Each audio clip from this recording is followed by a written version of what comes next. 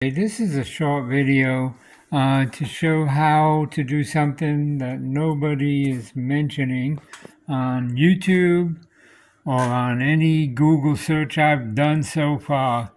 There's a company that sells these replacement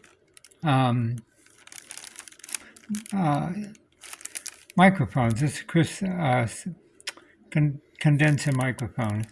And they go in Turner mics. This is a Turner Super Sidekick.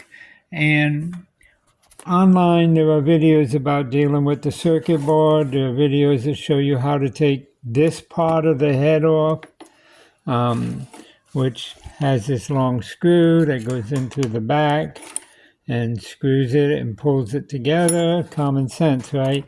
Had this little plastic or chrome plated aluminum piece here that covers that hole back there, and it's glued on. You might have to heat it up to get it out.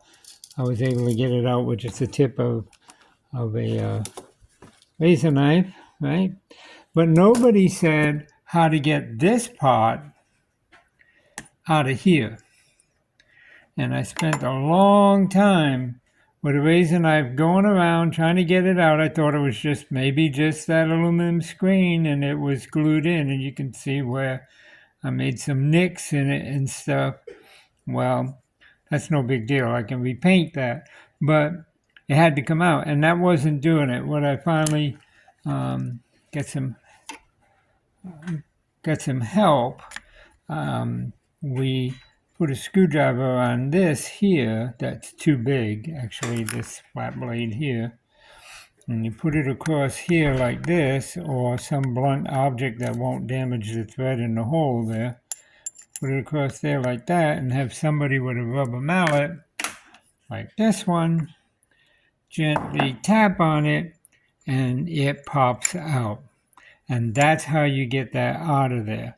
So this subject that nobody wants to talk about anywhere online on these Turner Super Sidekick microphones, obviously nobody knows how to take it out because nobody's mentioned it. This mic is designed that it'll go into a lot of different microphones, not just this one. However, the people who bought it for this one are not able to put it in. Well, once you get it out, then this screen is, with this black edge, is very, very thin. It's probably a millimeter or less thin.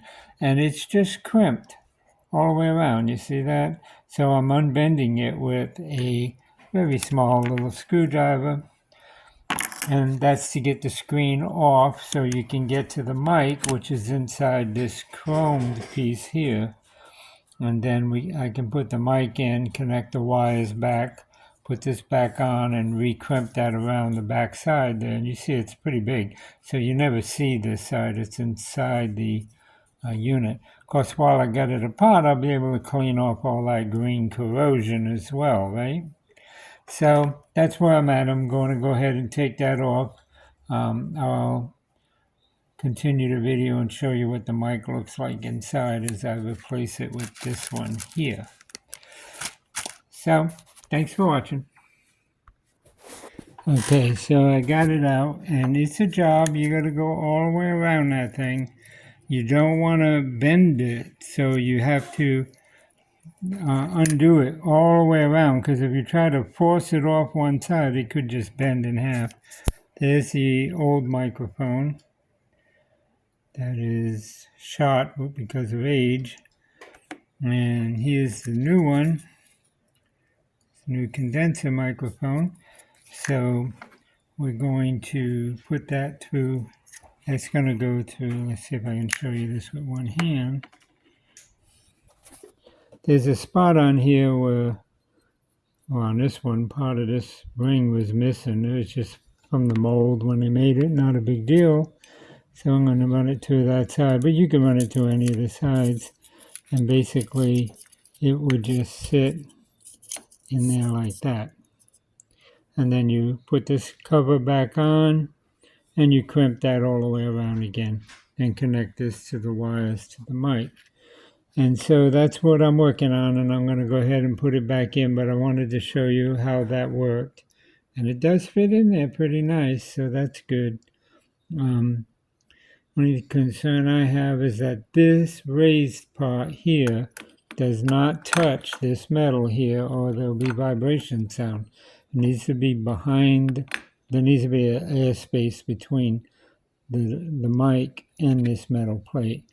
Right, so the sound just comes through those holes basically, through the screen, and it's dampened by that material that's between the screen and this bottom metal plate.